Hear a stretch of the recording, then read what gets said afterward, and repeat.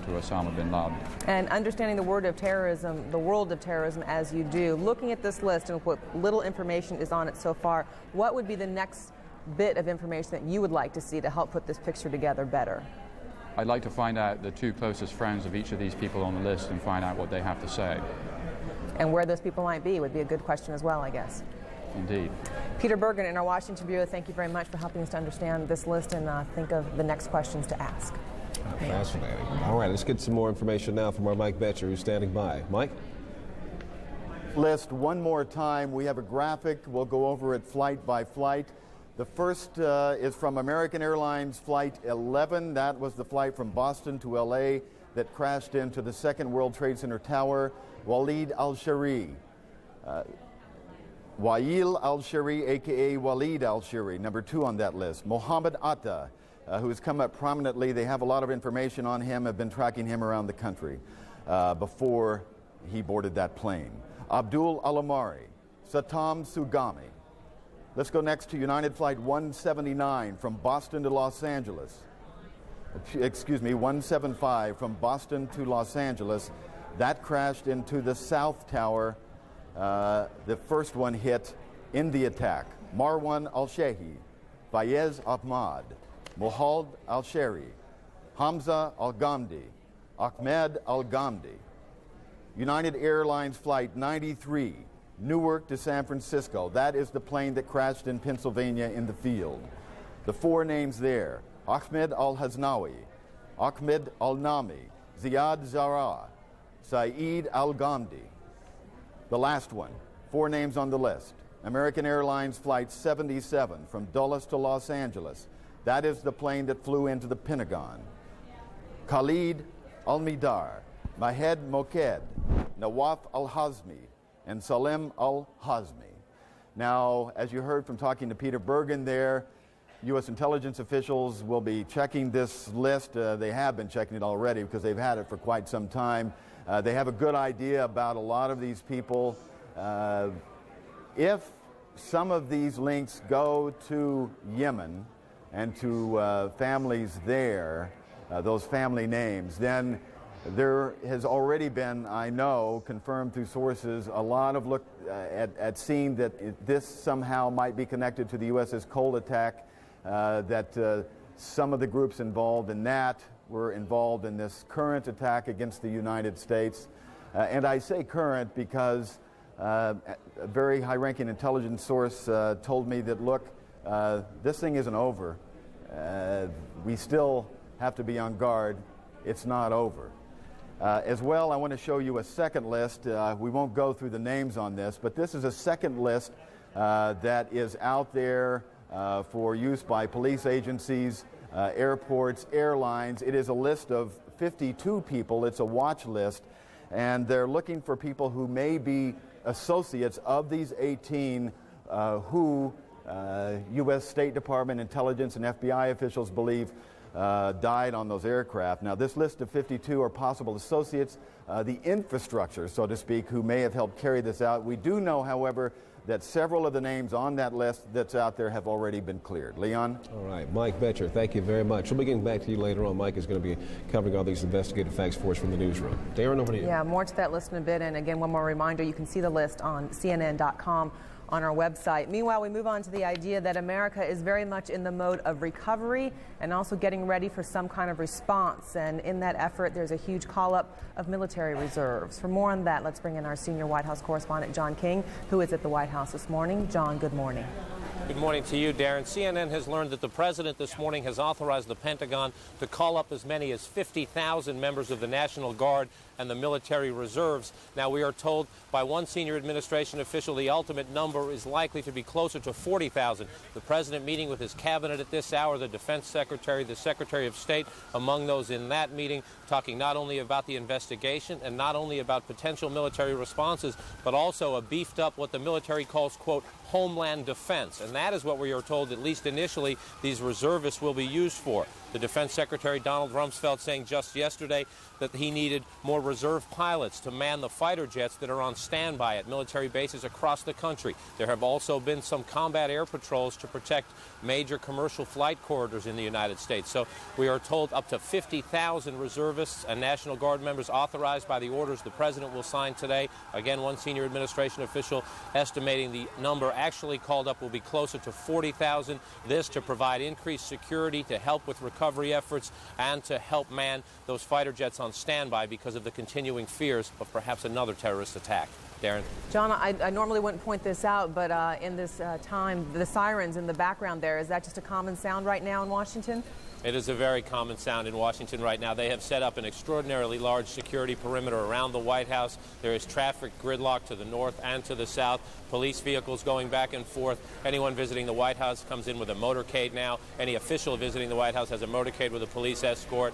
So it's a very, very common sound, unfortunately, these days in Washington. And I can actually see the sirens you were just referring to coming through now. It is some sort of a motorcade approaching the White House. I also want to ask you what's going to take place later this morning, just over an hour from now, at the Washington National Cathedral, as the President gathers with other members of the Washington community and leaders from around the country in remembrance of those who have lost their lives, and a moment of silence for the entire country.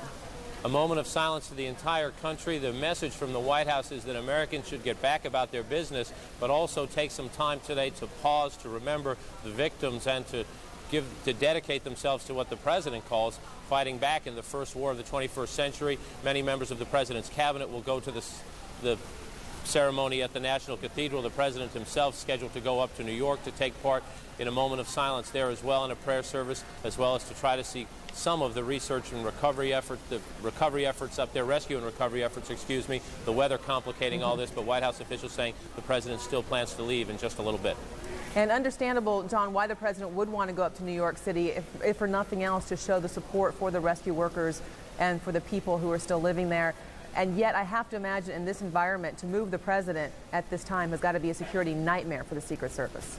A security nightmare for the Secret Service, certainly very much added security precautions. We have seen that even in the recent decision to keep the President and the Vice President at a safe distance from each other, so they're not in the same location just in case there is another strike. At the same time, first and foremost, the White House says in the President's mind, before he agreed to take this trip at the request of Governor Pataki and Mayor Giuliani, was to make sure that the security presence required for the President would not interfere with the recovery efforts, the damage control efforts, any last-minute rescue efforts up on the ground in New York. Once assured by the mayor that New York City very much wanted to see the President decided to go on up this afternoon, but he will keep his stops limited so that his own security bubble does not affect the recovery efforts underway in New York. And on that note, as far as we know, Vice President Cheney remaining at Camp David this morning? That is correct. As far as we know, the Vice President has stayed up at Camp David this morning. Again, he was moved from the White House yesterday based on some security concerns. The Secret Service calling those routine, but another senior official I spoke to later in the day said, look, you're going to have to get used to this. We view this as a national security crisis. There are going to be precautions taken that you might find extraordinary, but this is going to be the way it is for at least the foreseeable future. John King, we'll let you get out of the rain there for a moment at the White House. Thank you so much for that information. Leon. Actually, rain almost befitting a day of national mourning, as if tears falling from the sky. Let's go up down to Paula, standing by in New York. Paula, I'm not sure if you've been told yet or not, but we're keeping our eye right now on a scene in Washington, in the Capitol. We expect Senators Lott and Daschle to be coming out any minute now, expressing more of that bipartisan support we've been hearing coming from Congress. And we'll be going to that coverage of that in just a moment. You see there the live picture we've got set up just down in that hallway. Paula, up to you. All right, thanks, Leon. And while you were on the air breaking all this news on the investigative front, we have learned that the President has approved the calling up of as many as 50,000 military reservists. That is new information to share with you. And right now, we want to dip back into that news conference that Mayor Giuliani and Governor Pataki were holding right now, New York's police chief at the podium. Just to quickly bring you up to date on what the mayor has said so far, is that 10,400 tons of debris have been removed. He made it quite clear the weather is certainly hampering cleanup efforts. He also gave a warning about telemarketing firms that are calling Americans all over the country, but mostly here in New York, for donations. And he warned everyone that if you get one of those calls, you should call the FBI, or You should call the police, and in the mayor's words, if we catch you, we're going to put you in jail. He also made it quite clear if they can find any of the folks who are responsible for calling in some of those 60 false bomb alarms yesterday, bomb alerts, bomb threats, they will be arrested as well. Now, the governor actually shared with us a 1-800 number, which is indeed a legitimate number for Americans across the country who want to make any sort of donations to surviving family members or those that are injured. I'm going to quickly share that number with you now. We may even have a graphic to support this. If not, grab a pen and a piece of paper. That number is 1-800-801-8092. Once again, that number 1-800-801-8092. Once again, a very firm warning from the mayor of the city that if you get a telemarketing call, and apparently these telemarketers are specifically targeting the elderly in this country, call the FBI, call the police. What they are doing, the mayor says, is illegal. And the mayor says if he can catch them, he will put them in jail. Now, on the real estate front in New York, the mayor is confirming that at least 20% of lower Manhattan office space has either been destroyed or damaged.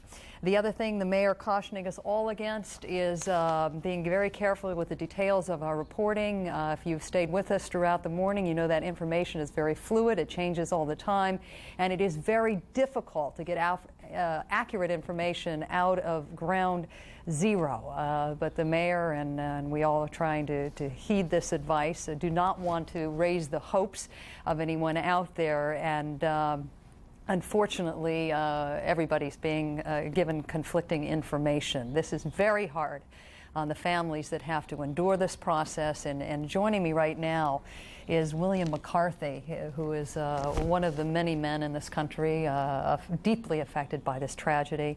Welcome. Thank you, Paul. Your brother Michael is missing. Yeah, Where my brother Michael, he worked for a company called Car Futures on the 91st floor of Tower 1, and when the first plane hit, actually, there was a live feed with his office in London as well, and so initially we kind of thought that perhaps the office wouldn't have survived because it was the first hit impact was on the 80th floor or so, but turns out, and you know, just learning from different people, that the office survived the crash, but the people in England have told us that there was a loudspeaker that came on saying, please, you know, stay where you are, remain calm, and some people actually went to the top of the building hoping that there would be an evacuation there. And right now, unfortunately, there's been no good news whatsoever. The company, though, Car Futures, have been wonderful.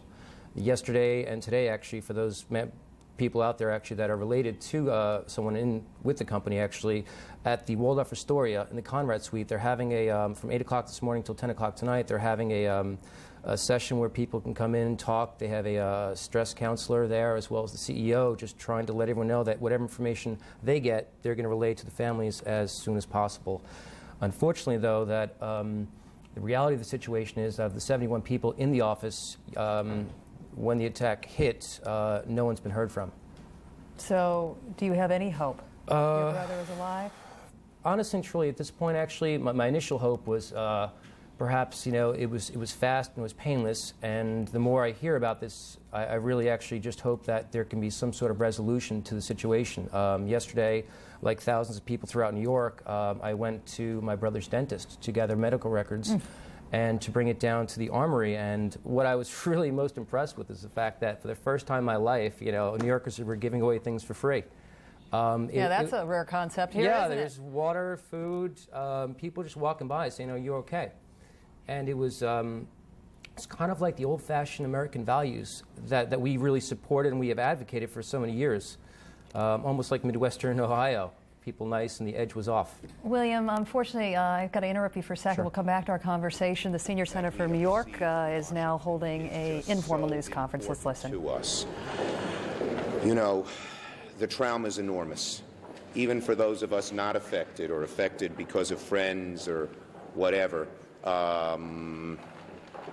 Are having trouble sleeping, but the very fact that the Senate, Democrats, Republicans, stepped up to the plate and gave us the initial amount of money that we need is great. I want to thank the President. When I asked him to help us, he didn't bat an eye. He said, I will help you. I said we need $20 billion in addition to the supplemental. He said, I'm for it. And that was a tremendous, tremendous boost for us. And Governor Pataki was on the phones late last night making sure this get done. Mayor Giuliani was just great. This was a bipartisan effort that stretched from one end